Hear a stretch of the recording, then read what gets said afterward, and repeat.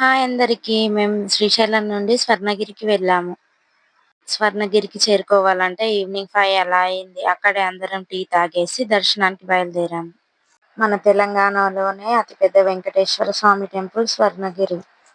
దీనిని యాదాద్రి తిరుమల అని కూడా పిలుస్తారు. మనం టెంపుల్లోకి ఈ ద్వారం నుండే వెళ్ళాలి. ఈ ద్వారాన్ని వైకుంఠ ద్వారం అని పిలుస్తారు. అక్కడ శ్రీవారి పాదాలుంటాయి. శ్రీవారి పాదాలకు దండం పెట్టుకొని పైనకి బయలుదేరాము. వైకుంఠ ద్వారం నుండి పైన టెంపుల్కి ఎక్కడానికి 108 స్టెప్స్ ఉంటాయి. అందరం కూడా మెట్లు ఎక్కుతుంటే మా చిన్నోడు కూడా నేనే నడుస్తానని వాడే మెట్లు ఎక్కుతున్నాడు. ఒక 5-6 మెట్లు ఎక్కిన తర్వాత వాడిని కూడా మళ్ళీ నేను ఎత్తుకొని ఎక్కాను. 108 స్టెప్స్ వాడిని ఎత్తుకొని ఎక్కాలంటే నాకు చాలా కష్టం అయింది. పైనకెక్కిన తర్వాత అందరం కాళ్ళు కడుక్కొని అక్కడ కొన్ని ఫొటోస్ తీసుకున్నాము. గుడిని చూస్తే ఈవినింగ్ టైంలో చాలా ప్రశాంతంగా అనిపించింది.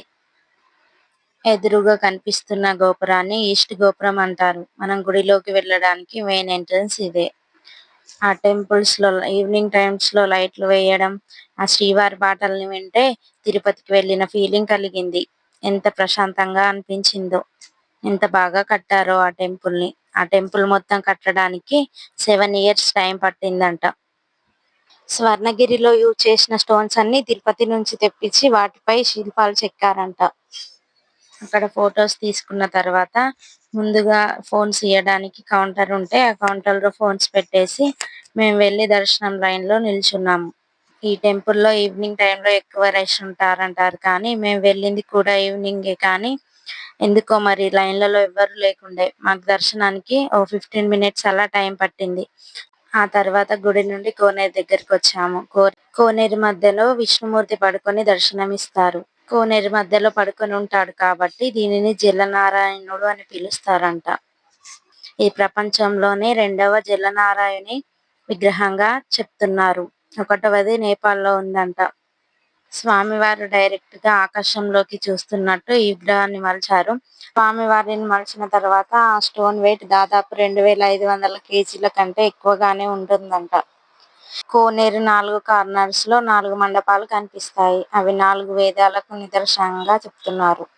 కోనేరు లోపలికి మనం ఎంటర్ అవుతున్న టైంలో ఒకవైపు లక్ష్మీ నరసింహస్వామి, మరోవైపు వరాహ స్వామిని మనం దర్శించుకోవచ్చు. కోనేరు దగ్గర కొన్ని ఫొటోస్ దిగిన తర్వాత హనుమాన్ విగ్రహం దగ్గరికి వెళ్ళాము. అక్కడ హనుమాన్ మండపం చాలా పెద్దదిగా ఉంటుంది. ఈ మండపం హైట్ వచ్చేసి 127 ఫీట్స్ ఉంటుందంట. అక్కడ దర్శనమిస్తున్న హనుమంతుని విగ్రహాన్ని ఏకశిల పైన మర్చారంట. ఈ ఒక్క హనుమాన్ మందిరాన్ని నిర్మించడానికి 5 ఇయర్స్ టైం పట్టిందంట. ఇక్కడ ఉన్న హనుమంతుని పోజ్ కూడా ప్రపంచంలో ఎక్కడ లేని విధంగా మనకు కనిపిస్తుంది. చిన్న పిల్లలు ఆనందంగా ఉన్నప్పుడు ఎలాంటి పోజ్ లోనైతే నిల్చుంటారో ఇక్కడ హనుమంతుని కూడా అదే పోజ్ లో నిర్మించారు. ఆ హనుమాన్ విగ్రహాన్ని చూస్తే చాలా బాగా అనిపించింది. గుడి లోపల స్వామివారిని మనం చాలా దగ్గర నుంచి దర్శించుకోవచ్చు. స్వామివారి విగ్రహం 16 అడుగుల హైట్ ఉంటుంది.